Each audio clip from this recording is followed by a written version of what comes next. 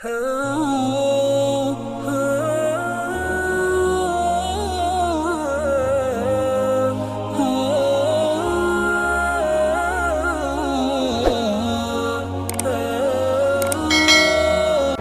علیکم ورحمۃ اللہ وبرکاتہ۔ اللہم صلی علی سیدنا مولانا محمد وعلی آل سیدنا مولانا محمد وبارک وسلم۔ الحمد للہ وکفی وسلام علی عبادہ الذین اصطفی، اما بعد فاعوذ باللہ من الشیطان الرجیم، بسم اللہ الرحمن الرحیم۔ وَإِن تَعُدُّوا نِعْمَةَ اللَّهِ لَا تُحْصُوهَا صدق اللہ العظیم۔ عزیزان گرامی، گزشتہ 2-3 جمعوں سے الگ الگ موضوع پر کچھ باتیں ہوئی تھیں۔ ایک سخاوت پر ہوئی تھی اور ایک نظر بد کے اوپر ہوئی تھی، نظر لگ جانے کے اوپر، اور آج ایک نیا موضوع ہے عافیت۔ کیا ہے؟ عافیت۔ اور قرآن کی میں نے آیت پڑھی ہے نعمت کے سلسلے میں۔ اللہ تبارک و تعالی نے انسان کو ان گنت نعمتوں سے نوازا ہے، بس انسان کی کج فہمی ہے، کم علمی ہے، اور اس کے ناقص العقل ہونے کی یہ بھی ایک علامت ہے کہ اللہ کی تمام نعمتوں کو وہ نعمت نہیں جانتا، اور جب وہ نعمت نہیں جانتا ہے تو اس نعمت کا شکر بھی نہیں ادا کرتا۔ اللہ نے انسان کو بے انتہا نعمت عطا فرمائی ہے، اور وہ نعمتیں جس کو وہ بظاہر اس کے سامنے رہتی ہے اس کو تو نعمت جانتا ہے، جیسے آنکھ بھی نعمت ہے، ہاتھ پیر بھی نعمت ہے، لیکن اس کے جسم و اعضاء کے اندر اللہ نے بعض نعمتیں ایسی رکھی ہیں جس کا اسے احساس نہیں ہے۔ جیسے کہ انسان کے جسم میں کیلشیم ہے۔ کیا ہے؟ کیلشیم ہے، وہ ایک نعمت ہے۔ انسان کے گردے کا صحیح کام کرنا ہے، وہ ایک نعمت ہے۔ بغیر دوائیوں کے نیند کا آ جانا ایک نعمت ہے، اور اس کے خون کا رقیق اور پتلا ہونا بھی ایک نعمت ہے۔ اور ان نعمتوں میں اگر خون کے اندر کولیسٹرول نہیں ہے وہ بھی ایک نعمت ہے۔ یہ وہ نعمتیں ہیں جن کا انسان استحضار نہیں کرتا۔ اور پھر ایک نعمت اللہ نے ایسی رکھی ہے جس کو ہم نے کہا کہ یہ دنیا ہماری ہے، یہ دنیا ہماری ہے، ہم جیسے چاہیں ویسے استعمال کر لیں، زمین پر چاہیں تو مکان بنا لیں، اور زمین کو اگر ہموار کر لیں تو کھیتی کر لیں۔ زندگی اس کے لیے ایک نعمت ہے، لیکن اس زندگی کے بعد ایک نعمت اللہ نے موت رکھی ہے۔ کیا رکھی ہے؟ موت رکھی ہے، اور بہت دہشت کی چیز ہے، بڑی وحشت کی چیز ہے، بڑی ناگوار چیز ہے۔ پانی منگا کر گلا پکڑ لینا۔ دہشت کی چیز ہے، وحشت کی چیز ہے، اور بڑی ناگوار چیز ہے۔ لیکن علماء نے فرمایا ہے کہ زندگی کے بعد جو موت کا مرحلہ ہے وہ ایک نعمت ہے۔ انسان اس نعمت کو جانتا نہیں ہے۔ کیوں نہیں جانتا؟ اس لیے کہ اس کی جوانی بڑی کڑیل ہے، آنکھوں میں روشنی ہے، کھاتا ہے تو ہضم ہو جاتا ہے، جیب خرچے کے لیے اللہ نے مال دے رکھا ہے، لیکن ایک دور ایسا آتا ہے کہ وہ جوانی کی دہلیز سے اترتا ہے اور بڑھاپے کے کھنڈر میں گرتا ہے۔ جب وہ بڑھاپے کی دہلیز سے اتر جاتا ہے، کھنڈر میں گر جاتا ہے، آنکھوں کی روشنی جواب دے جاتی ہے، قوا اس کے مزمحل ہو جاتے ہیں، اعضائے رئیسہ ایک دم فضول ہو جاتے، اور انسان بشکل ظاہر عضو فضول نظر آتا، کوئی چیز اس کے کام کی نہیں رہتی۔ اور پھر ایک وقت ایسا آتا ہے کہ وہ سہاروں سے چلتا ہے، سہاروں سے بیٹھتا ہے، اور جن چیزوں کو وہ چبا کر کے کھاتا تھا آج وہ لکوڈ کی شکل میں پیتا ہے، اور مزید زندگی کو بحال کرنے کے لیے دوائیوں کی خوراک بڑھاتا ہے، اور ادھر بینک بیلنس ختم ہو گیا ہے اور دوائیوں کا خرچہ بڑھ گیا ہے، اولاد راہ مفر اختیار کر لیے ہیں، زندگی تنگ ہو گئی ہے۔ زندگی کیا ہو گئی ہے؟ تنگ ہو گئی۔ پھر وہ کہتا ہے کہ اے اللہ اب تو مجھے موت دے دے۔ کب کہا بھائی، کب کہا؟ جب زندگی اس کے دروازے پہ رقص کر گئی اور اس کے لالی پاؤڈر کی رنگینیاں ختم ہو گئی اور پھر لذت کے وہ باتیں ختم ہو گئی، تو کہتا ہے کہ اے اللہ اب تو مجھے موت دے دے۔ اللہ کا جواب سنو، اللہ کیا کہہ رہے ہیں؟ جب میں نے تجھے جوانی دی تھی، میں نے تیرے آنکھوں میں بینائی دیے تھے، تیری زبانوں کے اندر قوت نطق میں نے عطا کیا تھا، سوچنے سمجھنے کی صلاحیت میں نے ادا کی تھی، جب میں تجھے کہتا تھا تب تو میرا باغی بن کے گزر رہتا تھا، آج تو مجھ سے اتنی محبت دکھا رہا ہے، کہتا کہ اے اللہ تو مجھے بلا لے، اپنا لگا لے، اپنے پاس بلا لے۔ اللہ کہہ رہے ثم اماتہ، وے مردود اگر میں تجھے موت نہ دیتا تو تو کیا کر لیتا؟ اگر تجھے میں موت نہ دیتا تو کیا کر لیتا؟ تیری زندگی کو اگر اور طویل کر دیتا تو کیا کر لیتا؟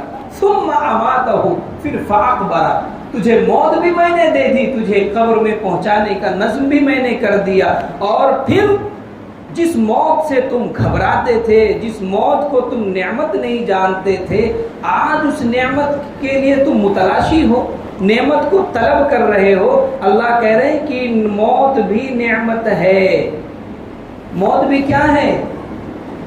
نعمت ہے۔ اور حضرت تھانوی علیہ الرحمہ نے فرمایا کہ اگر انسان کے لیے اللہ موت کے نظام کو نہ چلاتا، موت کے نظام کو نہ چلاتا، تو ایک ایک کے دروازے پر ہزارہ بوڑھے ہوتے۔ کتنے ہوتے؟ ہزارہ بوڑھے ہوتے۔ کیوں؟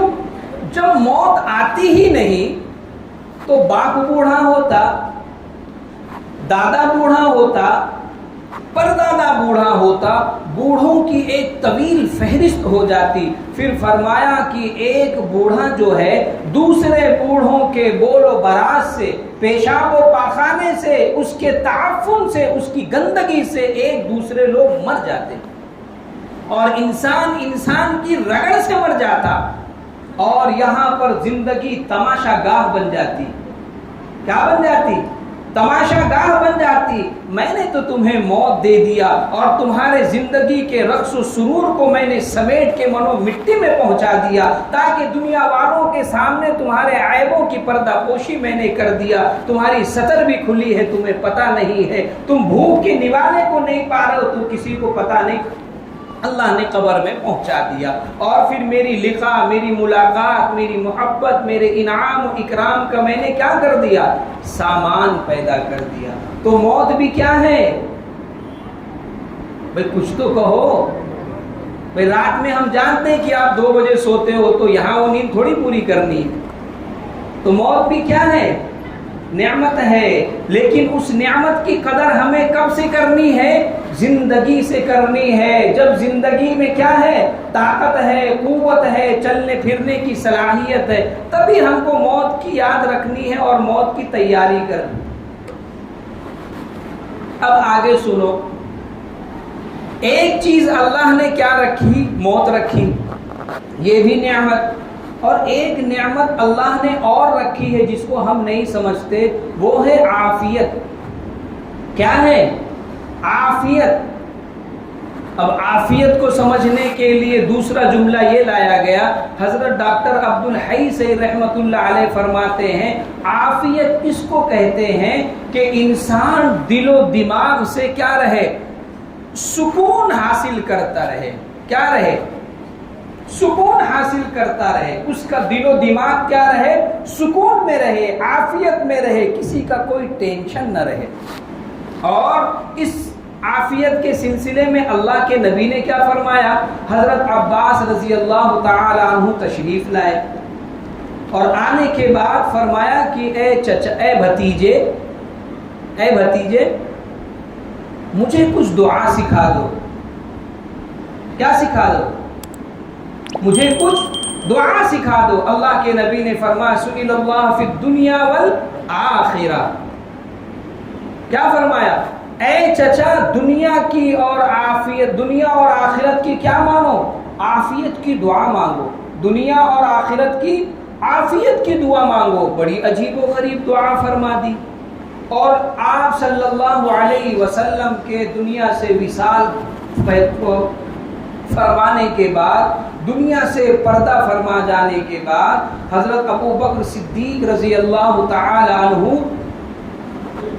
1 سال کے بعد منبر پر تشریف آئے، بہت دفعہ، لیکن 1 سال کے بعد ایک بات عرض فرمائی، اور جس روز یہ بات عرض فرمائی تھی اس روز کی کیفیت کچھ اور ہی تھی۔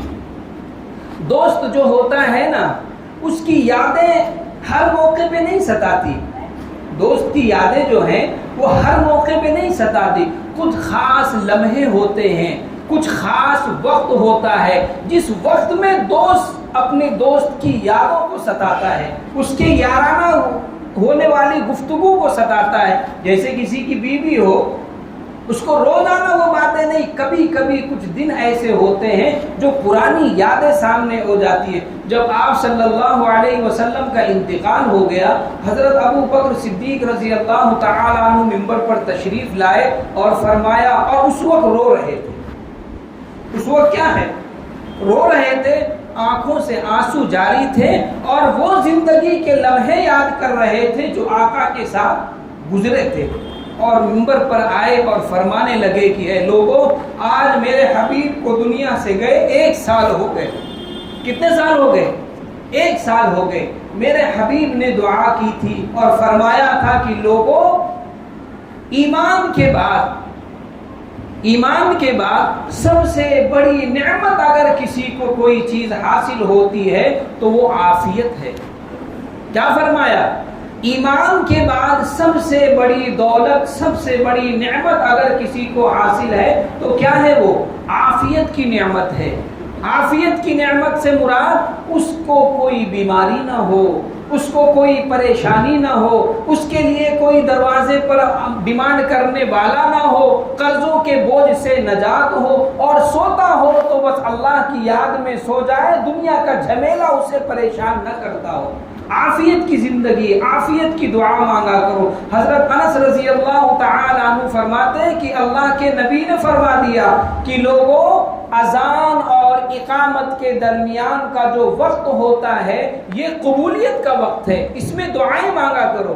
حضرت انس رضی اللہ تعالی عنہ فرماتے ہیں کہ جب مجھے معلوم پڑا تو میں اللہ کے نبی کے پاس آیا اور فرمایا کہ اے حبیب، آپ نے تو یہ بات بتا دی کہ دعائیں قبول ہوتی ہیں، دعائیں مانگا کرو، حبیب یہ بھی تو بتاؤ کہ کیا مانگوں، کیا مانگوں؟ تو اللہ کے نبی نے فرمایا کہ اللہ سے کہو کہ اے اللہ، مجھے دنیا اور آخرت میں عافیت کی زندگی نصیب فرما۔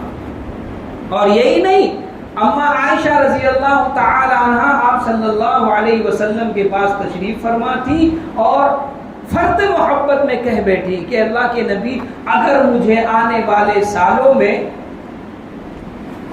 شب برات مل جائے، کیا مل جائے؟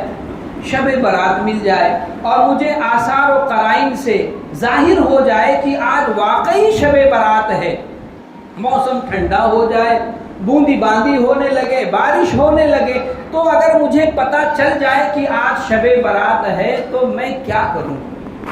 تو آپ صلی اللہ علیہ وسلم نے فرمایا کہ اے عائشہ، دنیا اور آخرت کے سلسلے میں عافیت کی دعا مانگو۔ کس کی دعا مانگو؟ عافیت کی دعا مانگو۔ اب عافیت کو انسان سمجھنا چاہتا ہو تو اس کے لیے اللہ نے اس دنیا کو کیا بنایا؟ دارالامتحان بنایا ہے نا، ہر بندہ امتحان میں مبتلا ہے۔ جس کو زیادہ دولت ملی ہے اور بیماریوں سے بچا ہوا ہے وہ آئی سی یو وارڈ میں چلا جائے۔ کہاں چلا جائے؟ آئی سی یو وارڈ میں چلا جائے۔ کسی کو دیکھے کہ وینٹیلیٹر لگا ہوا ہے، مشینیں ٹی ٹی بول رہی ہے، خاندان، احباب، رشتہ دار باہر ان مشینوں کی حرکتوں کو دیکھ رہے ہیں۔ ہڈی کے اس وارڈ میں چلا جائے تو دیکھ لے کہ پیروں کی کیا درگت بنی ہے، کیا سلاخوں سے اسے جکڑ رکھا گیا ہے، کیسے تاروں سے اسے باندھ رکھا گیا ہے، کیسے واکر سے لوگ چل رہے ہیں۔ آنکھوں کے ڈپارٹ میں چلے جاؤ تو دیکھو تمہیں نظر آئے کہ آنکھیں جا چکی ہیں، آنکھیں پھوٹ چکی ہیں، آپریشنوں پر آپریشن ہو رہے ہیں، تو عافیت تو نظر آ جائے گی آپ کو کہ عافیت کہتے کس کو ہے. اور پتہ چلا دنیا کی ساری دولت گھر پر ہے، دنیا کی ساری دولت گھر پر ہے، لیکن زندگی گزر جو رہی ہے وہ دوائیوں سے گزر رہی ہے، سہاروں سے گزر رہی ہے، پریشانیوں سے گزر رہی ہے. اور پریشانی ایسے ہی نہیں ہے، بیوی کی بھی پریشانی ہے. کیوں؟ نافرمان ہے، باتیں نہیں سنتی ہے، اولادوں کی تربیت میں وہ کوشاں نہیں ہے، فکر مند نہیں ہے. یہ بھی عافیت کی نعمت اللہ اس سے چھین لیے ہیں. اولاد نافرمان ہو چکی ہے، اللہ نے عافیت کی دولت چھین لی ہے. جس بہو کو گھر میں لائے تھے اس لیے کہ میں بیٹی بنا کے رکھوں گا، شب و روز میری خدمت کرے گی، وہ تم تراقی سے اور چرب زبانی سے تم سے گھر میں گفتگو کرتی ہے، تو سمجھو کہ عافیت کی نعمت اللہ نے کیا رکھی ہے؟ چھین رکھی ہے. اس لیے اے اللہ دنیا میں جب تک مجھے رکھ، عافیت کے ساتھ رکھ، آخرت میں لے جا تو عافیت کے ساتھ لے جا، تاکہ چین و سکون کی لذت مجھے کیا ہوتی رہے؟ محسوس ہوتی رہے. ایک صاحب تھے، ان کے بارے میں حکایت لکھی ہے کہ مزدوری کرتے تھے. کیا کرتے تھے؟ مزدوری کرتے تھے. مزدوری کرتے وقت جو گٹھر اٹھاتے تھے نا، کبھی بڑا بوجھل ہو جاتا تھا، کلی کا کام کرتے تھے. ایک روز اپنے گٹھر کو زمین پر گراتے ہوئے انہوں نے کہہ دیا کہ اے اللہ اگر تو 2 وقت کی روٹی مجھے دے دے، 2 وقت کی روٹی مجھے دے دے تو یہ دنیا کے جھمیلوں سے تو میں پاک ہو جاؤں گا. 2 وقت کی روزی چاہیے پیٹ میں ڈالنے کے لیے. یہ ظالم پیٹ نے نہ جانے کیا کیا کام کرا لیے. قبولیت کی گھڑی رہی ہوگی، بات انہوں نے کی، آگے چلے تو دیکھا 2 لوگ آپس میں تصادم ہے، تنازع چل رہا ہے، لڑائی ہو رہی ہے. یہ تصفیے کے لیے گئے تو میاں ہاتھ میں ڈنڈا لیے ہوئے تھے. ایک صاحب نے جو انہوں نے شاٹ گھمایا تو انہی کے کن پٹی پہ لگ گیا اور خون بہنے لگا. مارنے والا تو بھاگ لیا اور یہ سر پکڑ کے بیٹھ گئے. اسی میں محتسب پولیس آ گئی، دیکھا کہ ان کا سر پھٹا. پولیس نے کہا کہ بھئی یہی اسی نے جھگڑے میں شرکت کی ہے، اسی نے ڈنڈا چلایا، اتفاق سے اس کو لگ گیا. اٹھایا، ان کو جیل میں ڈال دیے. اب تو جب مقدمہ ہوگا، صفائی پیش ہوگی تب ہوگی نا، جب ہوگی تب ہوگی، فی الوقت تو تمہیں اندر ہی رہنا ہے. اب کیا مل رہا ہے؟ 2 وقت کی روٹی صبح ملتی ہے، 2 شام کو ملتی ہے، اور بغیر محنت اور مشقت کے ملتی ہے. چپ چاپ پڑے ہیں. چند دنوں کے بعد خواب میں کوئی صاحب کہہ رہے ہیں کہ میاں تم نے کہا تھا کہ اے اللہ 2 روٹی صبح 2 روٹی شام میں دلا دے تو ان دنیا کے جھمیلوں سے بچ جاتا. ارے بیوقوف، یہ کہتا کہ اے اللہ 2 روٹی عافیت کے ساتھ دے دے، 2 روٹی عافیت کے ساتھ دے دے تو میں ان کام سے بچ جاتا. تم نے عافیت کی دعا نہیں مانگی تھی تو اللہ دیکھو بغیر مشقت کے تمہیں 2 روٹی دے تو رہا ہے، لیکن تمہیں سلاخوں کے پیچھے دے رہا. رب السجن احب الیہ، ایک قرآن کی آیت ہے. رب السجن احب الیہ قرآن کی آیت ہے سورہ یوسف کی. حضرت یوسف علیہ السلام کو جب عزیز مصر کی بیوی نے ان کے حسن پر فریفتہ ہو گئی، اللہ نے بڑا حسن و جمال دیا تھا، آج بھی دنیا ان کی گن گاتی ہے. تو جب ان پر عورتوں نے روڑا ڈالا تو انہوں نے کیا جملہ کہہ دیا تھا جانتے ہو؟ اے اللہ میں جیل میں رہنا پسند تو کر سکتا ہوں، اے اللہ میں جیل میں رہنا پسند تو کر سکتا ہوں، لیکن ان عورتوں کے مکر و فریب میں نہیں آنا چاہتا. انہوں نے یہ جملہ کہا، اللہ نے دعا قبول کر لی. اس دعا کی بدولت 7 سال تک سلاخوں کے پیچھے رہے. کتنے سال تک؟ 7 سال تک سلاخوں کے پیچھے رہے. تفسیر میں آتا ہے کہ اللہ نے ان پر وحی نازل کر دی، فرمایا کہ اے یوسف تم نے کہا تھا کہ اے اللہ رب السجن احب الیہ، تم نے جیل میں رہنا پسند کیا تھا. اگر تم یہ کہہ دیتے تھے کہ اے اللہ مجھے ان عورتوں کے مکر و فریب سے عافیت کی زندگی نصیب فرما دے، مجھے نجات عطا فرما دے، تو میں تمہیں نجات دے دیتا. تم نے کہا تھا جیل مجھے پسند ہے، اللہ نے تمہیں جیل میں ڈال دیا. اور کتنے سال رہے جیل میں؟ 7 سال رہے۔ ارے بات سمجھ میں آئی میرے عزیزو؟ اس لیے عافیت کی دعا مانگا کرو کہ اے اللہ مجھے عافیت کی زندگی نصیب فرما۔ عافیت کہتے کس کو ہے؟ ذہن و دماغ کو سکون حاصل رہے، دنیاوی ٹینشن سے انسان نجات میں رہے۔ ایک صحابی کا اللہ کے نبی کے پاس سے گزر ہوا تو دیکھا کہ ارے بڑے دبلے پتلے سوکھے بالکل چوزے ہو گئے ہیں، جیسے چوزا نہیں انڈے سے نکلتا ہے تو اس کا جسم و جثہ کتنا ناتواں ہوتا ہے، کتنا کمزور ہوتا ہے، ایسے اللہ کے نبی نے فرمایا کہ تمہیں کیا ہوا، تمہیں کیا ہو گیا، تم دعا نہیں مانگتے تھے، تم دعا نہیں مانگتے تھے۔ انہوں نے کہہ دیا تھا کہ اے اللہ، دعا دیکھو کیا مانگی انہوں نے دعا، روایت میں آتا انہوں نے دعا کیا مانگی تھی جانتے ہو؟ انہوں نے دعا یہ مانگ لی تھی کہ اے اللہ، آخرت میں جو تو مجھے عذاب دینا چاہتا ہے وہ عذاب مجھے دنیا میں دے کے فارغ کر دے، آخرت میں عذاب سے مجھے بچا لینا۔ اللہ کے نبی نے یہ جملہ سنا تو کہا اے اللہ کے بندے یہ دعا مانگنی چاہیے، ارے تجھے دعا یہ مانگنی تھی کہ اے اللہ اس دنیا میں بھی مجھے عافیت کی زندگی نصیب فرما، آخرت میں بھی عافیت کی زندگی نصیب فرما۔ تم نے دعا کا انتخاب ہی غلط کیا، تم کہہ رہے ہو کہ جو آخرت میں عذاب ملنا ہے اے اللہ تو مجھے وہ عذاب آج دنیا میں دے دے، تو دیکھو تمہارا حال یہ ہو گیا۔ تم کہتے کہ اے اللہ دنیا بھی عافیت سے گزار، آخرت بھی عافیت سے گزار، تم خوشحال رہتے، تم کیا رہتے؟ خوشحال رہتے۔ اللہ کے نبی نے عافیت کی دعا مانگی اور کیا فرمایا؟ ایمان کے بعد سب سے بڑی نعمت اگر کسی کو کوئی مل جائے تو وہ عافیت ہے۔ کیا ہے وہ عافیت ہے۔ اور انسان دیکھو بعض دفعہ انسان یہ کہہ بیٹھتا ہے اے اللہ ہم کو بیمار کر دو، کیا کہتے ہیں؟ اے اللہ ہم کو بیمار کر دو، ہماری اولادوں کو بیمار نہ کرو۔ لوگ کہتے ہیں کیوں کہتے ہیں بھائی، کیوں کہتے ہیں؟ وہ اس لیے کہتے ہیں کہ اولادیں جب بیمار ہوتی ہیں تو گھر کا سارا نظام چیبجبی ہو جاتا ہے، والدین پریشان ہو جاتے ہیں، پیسوں کی بربادی الگ ہوتی، وقت کا ضیاع الگ ہوتا، کمانے کے جو اوقات تھے وہ ہاسپٹلوں کے چکر میں لگ جاتے، تو اولاد خاموشی سے اور سرگوشی میں اللہ سے خفیہ لو لگا لیتا اور کیا کہہ دیتا اے اللہ ہم کو بیمار کر دو، اولادوں کو بیمار نہ کرو۔ یہ دعا اچھی نہیں ہے، یہ دعا اچھی نہیں ہے۔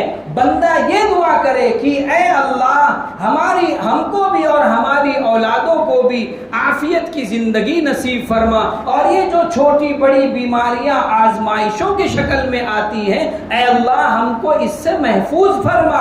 ہم کمزور بندے ہیں، ہم مسکین بندے ہیں، ہم محتاج بندے ہیں، اے اللہ تیری آزمائش میں ہم پورے نہیں اتر سکتے۔ وہ تو انبیاء کی ذات تھی جو تیرے آزمائش میں ان کے پیروں میں لرزہ نہیں طاری ہوتا تھا اور قدم جمے رہتے تھے، اے اللہ ہم تو کمزور ہیں۔ اب بندہ دعا کرتا ہے کہ اے اللہ اولادوں کی جو بیماری ہے ہم کو دے دے، اولادوں کو عافیت کی زندگی دے دے۔ جب یہ دعا کرتا ہے اور جب اولاد صحت پا جاتی ہے اور باپ بیمار ہو جاتا ہے تو باپ کے بیمار ہو جانے سے اور بیماریوں کے طول پکڑ لینے سے دروازے پر دنیا کا وہ ننگا ناچ دو لوگوں نے دیکھا ہے، وہ شاید کسی کے ذہنوں سے بات نکل جائے۔ جب باپ بیمار ہو گیا، ہاسپٹل میں ایڈمٹ ہو گیا، اولادوں کی تربیت کرنے والا اب کوئی نہیں، اعزاء اقرباء رشتہ دار دوست احباب سماج سوسائٹی صرف 10 سے 15 دن درد بھری گفتگو کرتے ہیں اور آنے جانے کا سلسلہ رکھتے ہیں۔ 15 دن کے بعد وہ بیماریاں ایسی ذہنوں سے اوجھل ہو جاتی ہے کہ کوئی عیادت کرنے والا بھی نہیں ہوتا۔ پیسے تو دور کی بات ہے، پیسے دور کی بات ہے، اور جب کم عمری میں شوہر بیمار ہو جاتا ہے تو کم عمری میں ہونے کی وجہ سے ان کی عورتیں جو گھروں سے ان کی محرمات آئی تھی، جو ان کی زندگی کا گزارا تھی، وہ غلط قدم اٹھا لیے ہیں اور غلط رویوں میں مبتلا ہو گئے۔ دنیا کے اندر یہ چیز ڈھکی چھپی نہیں ہے، اس لیے دعا کیا کرنی ہے؟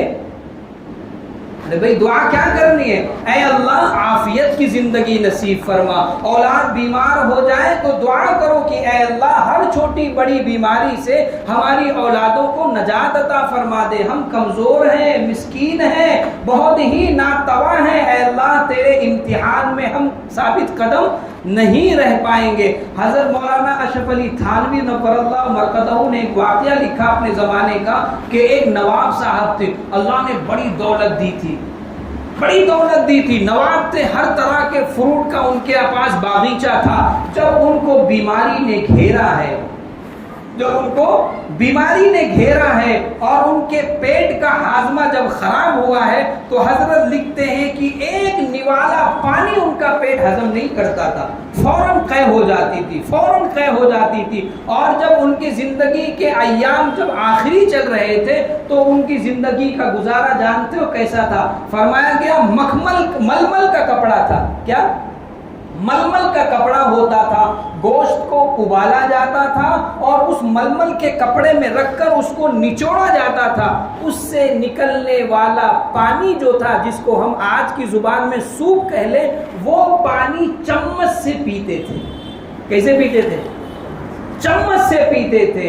اور دولت کی ریل پیل تھی، کہا کہ چھت کے اوپر کھڑے تھے، ایک مزدور کو دیکھا کہ کھیت سے آیا ہے، پھاوڑا وہاں پر پھینکا ہے، بنٹی اتار کے وہاں ڈالا اور گھر سے موٹی موٹی روٹی لایا، ایک پیاز کا ڈلا لیا، نمک کا برادہ لیا اور یوں لگا کے کھا رہا ہے، اور اسی رومال کو جو سر پہ باندھا تھا تکیہ بنا کے لیٹ گیا۔ وہ نواب صاحب نے کہا کہ واللہ کہتا ہوں کہ اس جیسی ایک دن کی زندگی اگر مجھے کوئی حکیم دے دے کہ میں کھانا پیٹ بھر کھا لوں، ایک نیند عافیت کی سو جاؤ، میں اس کی اپنی جائیداد میں سے اپنی دولت اس کے نام کر دوں۔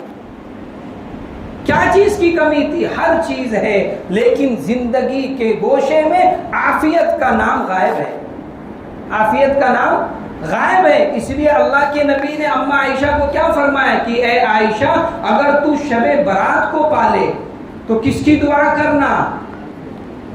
بھئی کس کی دعا کرنا؟ عافیت کی دعا کرنا۔ حضرت انس رضی اللہ تعالیٰ عنہ سے کیا فرمایا کہ اے انس اذان اور تکبیر کے درمیان اگر دعا کرنا تو کیا کرنا؟ عافیت کی دعا کرنا۔